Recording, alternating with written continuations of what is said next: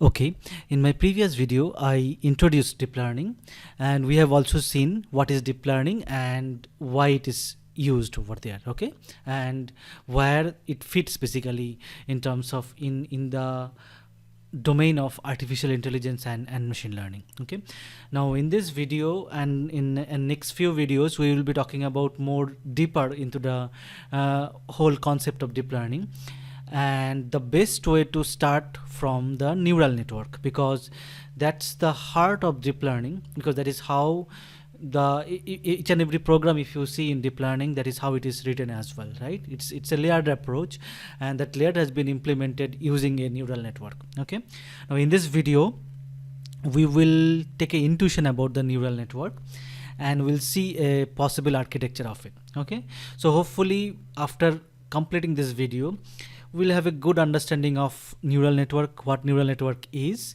and at least the functional way of implementing a neural network. Okay, in future videos we'll definitely see how programmatically we can do that one as well. So when we talk about neural network, right, so we see this kind of structure over there, right? So we have some kind of inputs over here, it goes through a lot of other stuff over here, and then it generates the output. Maybe you have seen in Google or some places, and if you are already aware about this one, so this is how a typical neural network looks like, right? Now we need to understand the building blocks of this neural network. Okay, and a basic building block of a neural network is a neuron. We say it's a neuron. Okay, so let's actually understand about what a particular neuron is, because as I said in my previous video, a neural network is basically represents the how human brain works as well, right? So when we have some kind of external simulation, how our brain understand that one and it reacts based on that, right? Now the deep learning neural network is not a complete representation of the human brain, but the idea has been drawn from there. Okay, now if we talk about a very basic neural network, or basically a very basic neuron, we should start with the concept of perceptron. Okay, now for that, let's try to understand what perceptron is. Okay, so what I have done it over here is, if you see, I just taken a single neuron over here. Okay, this is called a single neuron, which is as we saw in the previous slide, that's the building block of the neural network, right? Now what it has certain inputs over here. Okay, it can be any number of inputs. Now for perceptron, the inputs are generally 0 or 1, that means a binary input. Okay, and how it works basically, for each and every input over here, what it does, it basically gives a weights over here. So for, let's say, x1, we are giving a weight w1, for x2 w2, and x3 w3. Okay, weights can be any real number over here. Okay, then what we do, so weights, we can think of it like how important a particular input is. Okay, we'll see an example in the next slide that will make this intuition more, we can understand this one in better way. Okay, so for now we'll just try to say weights are generally a measurement of how important that particular input is. Okay, now once we have our input values and we have assigned some weights, what we do, we take a summation.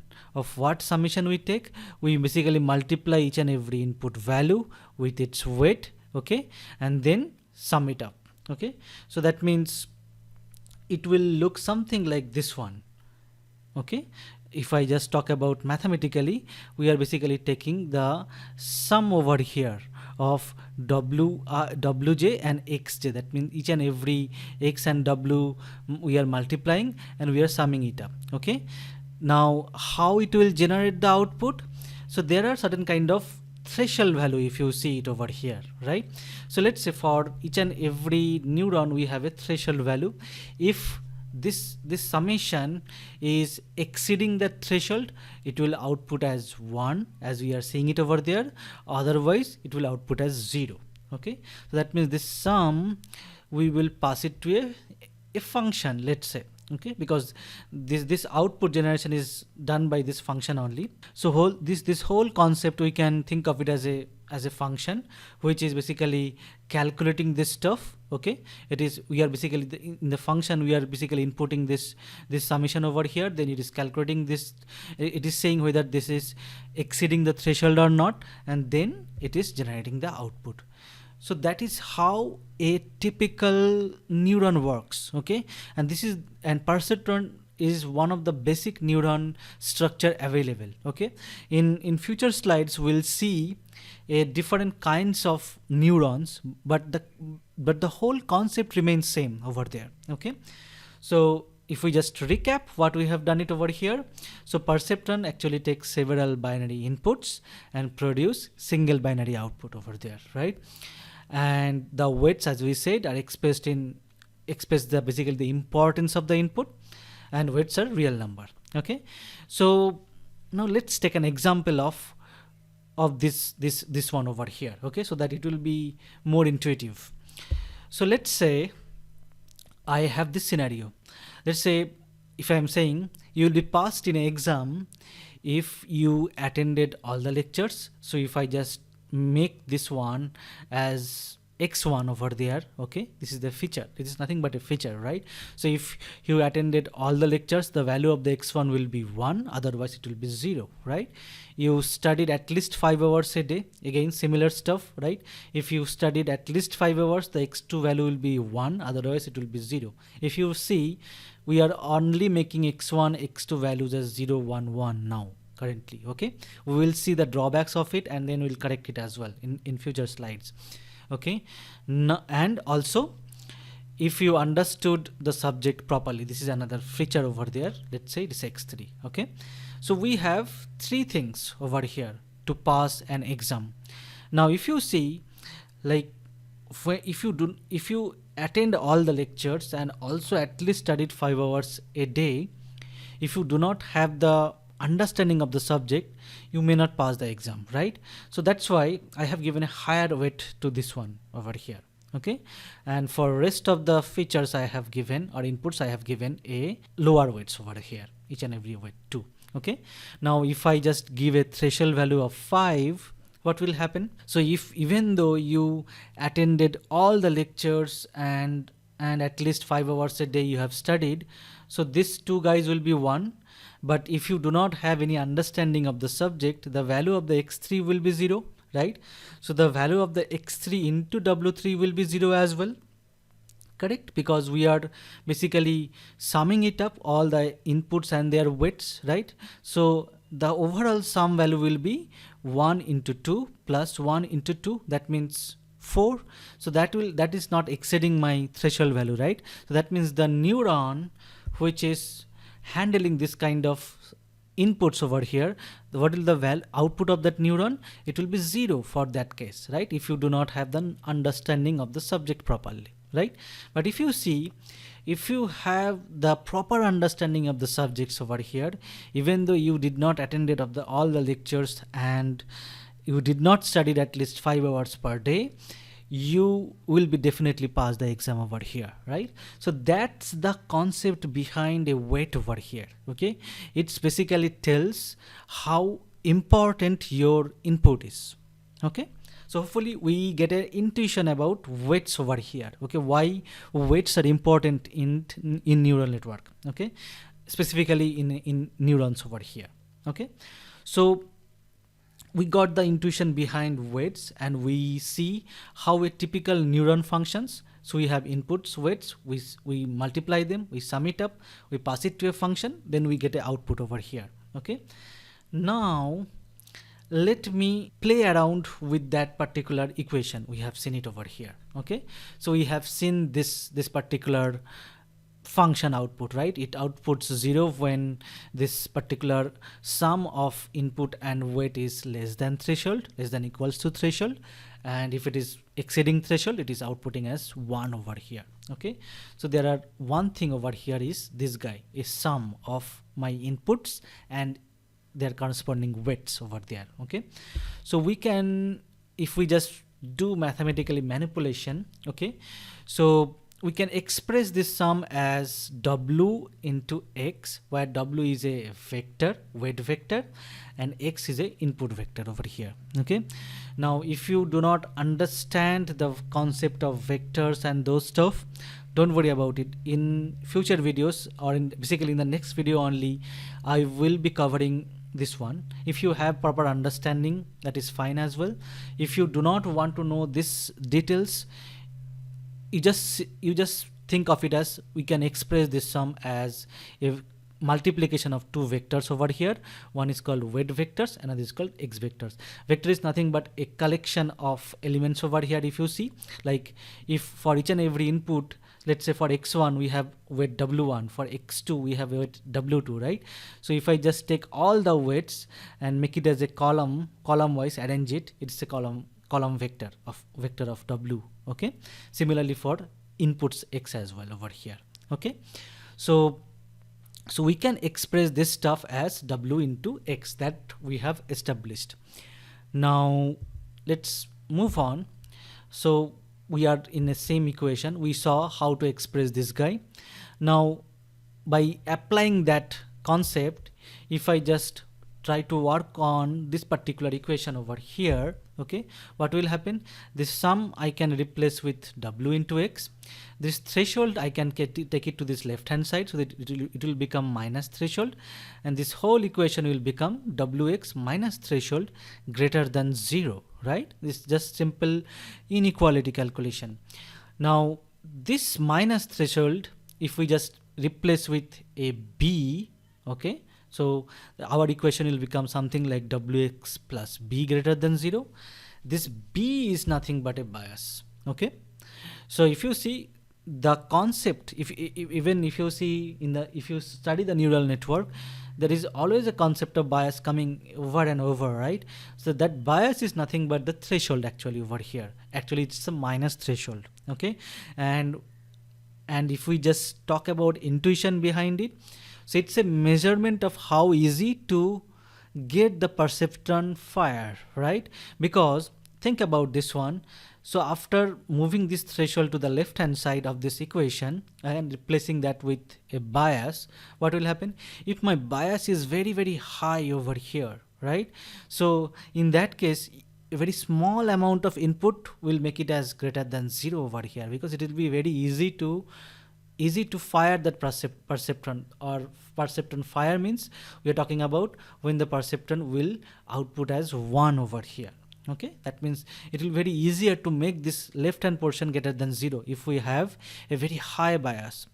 If we have very negative bias, in that case our inputs and its weights has to make effort, right? Because it needs to be so high that it will overcome that bias negative value to make it as 0, right?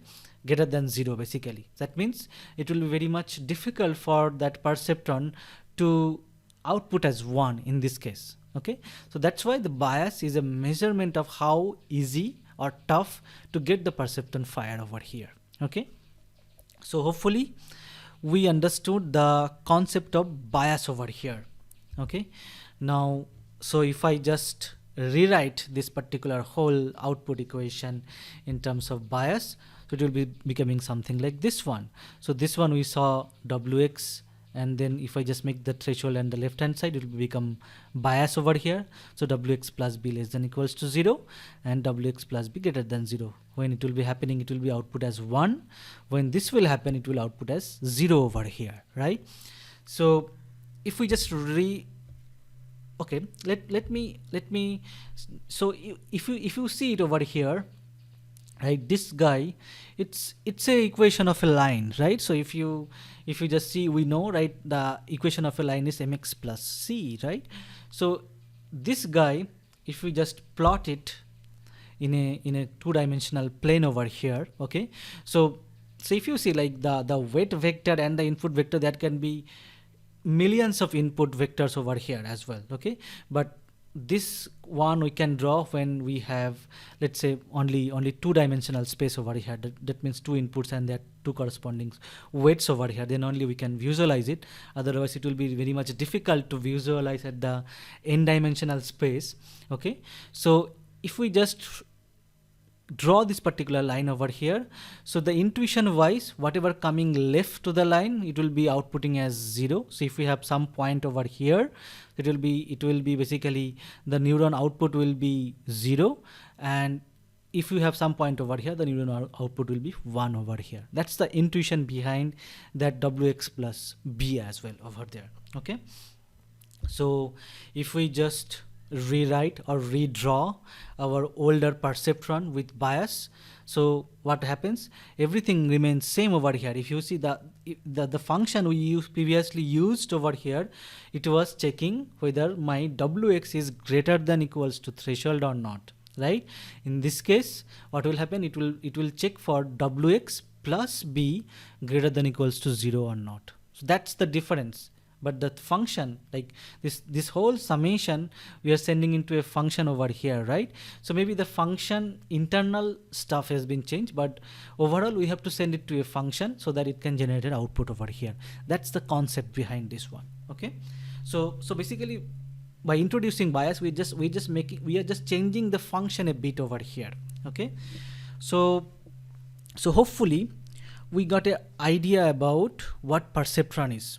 Okay, and this is the very basic neuron structure over here, and if you see in deep learning, most of the neuron works in similar way. Okay, we have inputs, we assign weights, we add bias, then we sum it up, then we send it to a function which determines something, which giving me a output. Okay, but in most modern neurons do not use this perceptron because of this thing. So if you see the nature of the perceptron, it's only generates 0 and 1, right? It did not generate anything else over there.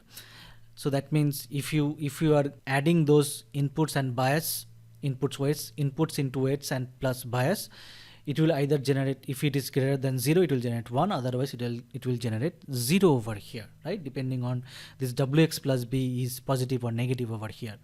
Now think about it. When we talk about a deep learning network or neural network over here, we will be using this neurons more than once, right? And huge number of time. So what will happen? So generally, if you see a neural network, so how we basically generate the output or change the output or basically see a pattern. Let's say we wanted to identify the handwritten digits, right? So what we need to do, we need to basically train this neural network again and again so that we can get the correct value of that weights over here. So basically in a neural network, each and every layer performs a separate task over there, right? So for that, the identification of the correct weights are important, so that the corresponding neurons which needs to be fired or needs to generate output should be generating output as well. Okay, so if you see like any neural network program over there, so it is just the game of how we can change the weights or basically get the optimal values of the weights over there. Okay, so the problem with this perceptron over here is like it either generates 0 or 1. That means if we just change the weight a bit over there, there is a high chance that from 0 it will just generate 1 over here, shift to 1. Okay, so in those cases it will be problematic because we want to have a control over there on the neuron output, so that if we change the weight slightly, the output should be changing slightly as well, so that it will be more controlled way we can do it. Otherwise, if you fix one of the neurons output, it will basically mess up the other neurons output over there, because it shifts from very low value to very higher value over here. Okay, so that's why I told, like in modern neural network, perceptrons are not used. Okay, instead of perceptrons, basically we use sigmoid neurons. Okay, most of the cases. Now why sigmoid neurons are important over here? If you see the graph of the sigmoid neuron over here, okay, the function we use over there is not like it is making as a step function we have seen in previous slides. Okay, it does not make 0 and 1, it makes a value between 0 and 1. That means it can generate a continuous output. Okay, even the inputs for the sigmoid neurons are not 0 and 1, it can take any value between 0 and 1. Okay, and this function is actually nothing but 1 over 1 plus e to the power minus z. This is not important, but if you see the graph of this particular function over here, if you see it, the outputs are always bound between 0 and 1. It cannot generate any higher value of 1 or any lower value than 0 over here. Okay, and if you see this particular point is 0.5, right? So whichever value is less than 0.5, the output of this particular neuron will be 0, otherwise the output of this particular neuron will be 1 over here. Okay, so by taking this approach, what happens is we have more control over the output of this particular neuron, right? So if we change the weights a bit, it will correspondingly the output, because the output can generate any number between 0 and 1, right? Any fractional number over here, right? So the output is also be reflecting the weight change over there, and the reflection will be not very drastic. It will be proportional to whatever weight change we are doing it over here. Okay, so that's the main reason behind using this sigmoid neuron over here. Okay, now apart from sigmoid function, there are a lot of functions over here as well. Okay, so that can be used even nowadays as well, like even, okay, before we discuss that one, so if we just give a comparison of how it works in case of sigmoid neuron, we still have this particular line over there, but in the sigmoid neuron, so whatever coming left, the values are actually less than 0.5, because sigmoid neuron bounds that output between 0 and 1, right? And whatever coming in this green zone will be, the output will be for those points will be 0, otherwise the output for those points will be 1, right? If you see, like, functionality wise, it is very much similar to the perceptron only, right? But it is more flexible in terms of changing the weights. Okay, that's why sigmoid neurons are mostly used. Okay, and apart from sigmoid neurons, we can use this particular hyperbolic tangent as well. Now when you talk about sigmoid neuron or perceptron, if you see, like, structure wise it is same, only difference is what function we are using it over here to generate the output, right? For perceptron we used a step function, okay, which is, I think, Heaviside step function also, it is another name, okay, which either generates 0 or 1. For sigmoid neuron we use this particular function which bounds the output between 0 and 1, so it can generate any value between 0 and 1. Okay, and also for the sigmoid neuron these values can be any number between 0 and 1. Okay, and for that function we can use hyperbolic tangent as well, rectified linear unit as well. This is very much famous, ReLU. Okay, when we will implement this stuff, we will go deeper into these functions as well over there. That's why I'm just touching base on these guys over there.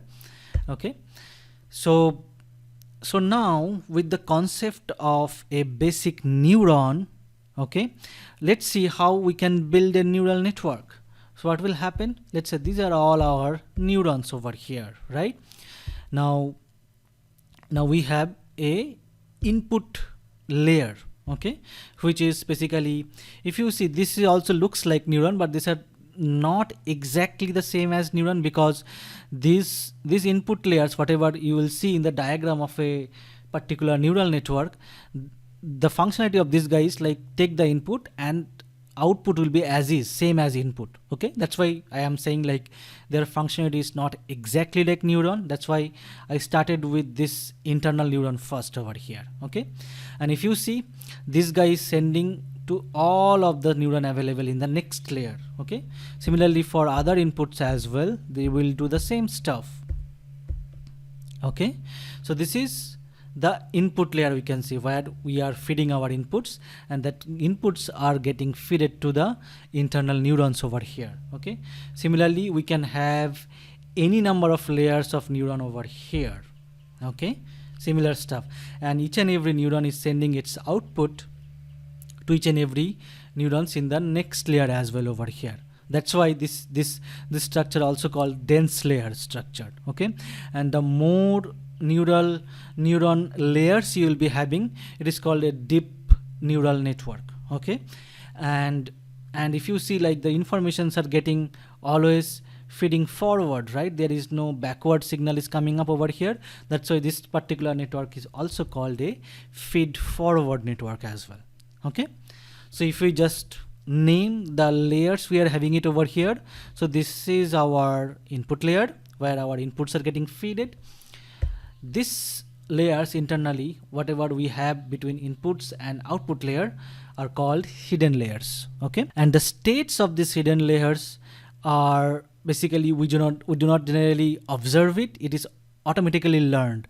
When we will talk about how we can train a neural network, it will be more intuitive in that case. Okay, and this is called our output layer where we are generating the outputs over here. Okay, so this is a typical neural network which you have seen in our first slide, but we have defined now what is what over here. Okay, and now let's talk about the biggest question, how we can train a neural network. Okay, if you see over here, if we just give a inputs, okay, what will happen? This network will based on that whatever neuron you have used it over here, based on that inputs and its weights. Okay, one more thing I did not mention it over here is all these neurons will have their own bias as well, and I did not write the weights over here, otherwise this diagram will become too much complex over there. Okay, the bias and weights are always there over here.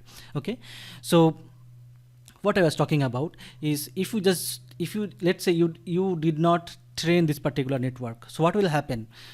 You give some input, whatever neurons you are defining over here, so based on that input and their corresponding weight multiplication and adding the bias, it will generate an output, but that output may not depict desired output because this network is not trained over here. So we need a mechanism to train this particular network over there. Okay, so that's why this is the biggest question.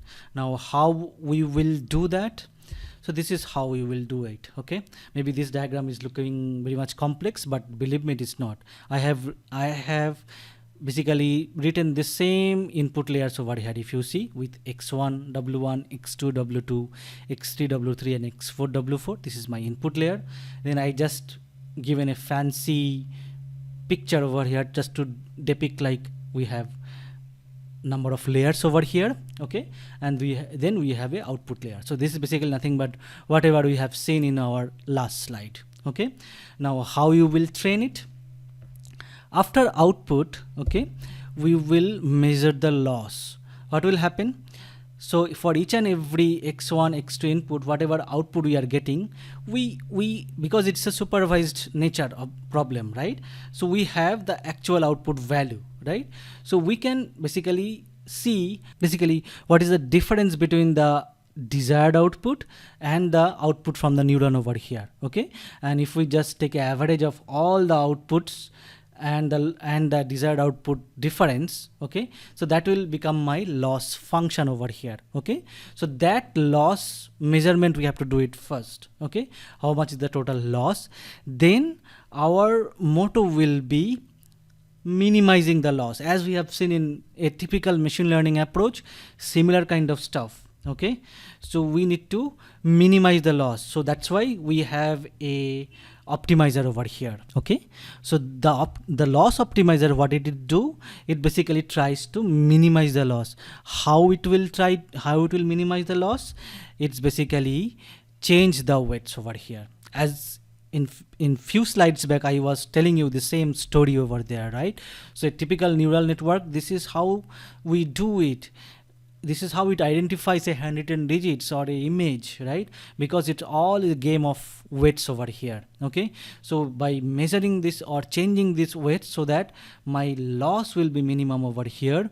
Okay, it is the job of the optimizer over here. Okay, it go back, change the weights, again generates the output, determines the loss. So in one point of time it basically converges. It says the loss will be minimum at that point. Okay, so in that point we say that neural network is trained. So then if we just give a new value over there, so it generates the corresponding outputs over there. Okay, now this, there are a lot of loss functions over here. We'll discuss when we will implement some of it over there. Okay, and for during the loss optimization, so as we have seen, it just do the weight update over there, right? And while doing that, it uses actually a very famous algorithm called gradient descent. And inside gradient descent, it's another algorithm called, like, as a part of gradient descent, we can say it's use another algorithm called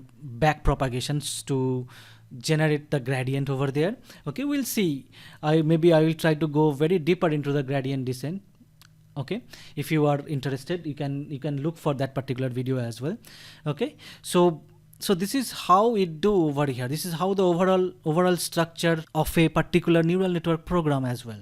Okay, so if you see any neural network program, it will have these components. It will have some inputs, it will define some kind of layers.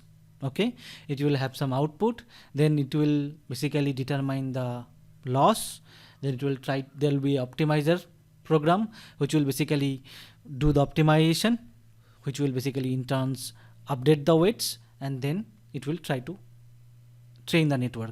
There will be multiple loops over there. Okay, and one time it will be converges over there. That is how it functions over there. Now this is a typical neural network structure. In future we will see other types of neural network architecture as well, but most of the times we can use this particular structure over there. Okay, so hopefully this content was helpful. In future videos we'll see more exciting stuff about neural network and deep learning as well. Okay, see you in next video.